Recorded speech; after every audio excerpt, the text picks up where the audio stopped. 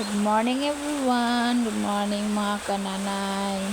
So makulimlim po ang panahon ngayon. So ang agagaw ko po nagising. Mga 5:30 po ako nagising. Then ito nga po ay naglakad-lakad po ako palabas sa amin. Medyo malapit lang po. Dahil bibili lang po ako ng aking kailangan. So ayan,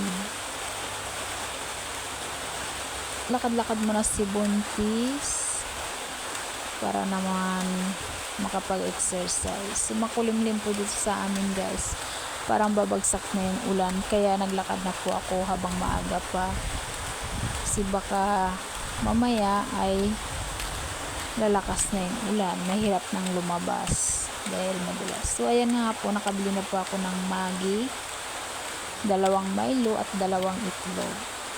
For breakfast po yan, lulutuin ko.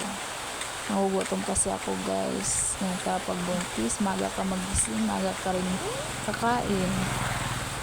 Dahil lagi kang gutom. Pero hindi naman ako palakain guys. So, ayan nga po. Medyo malapit lang din naman yan. Ayan, lakad-lakad lang, tiis lang, sariling sikap sa pagkuha ng mga video.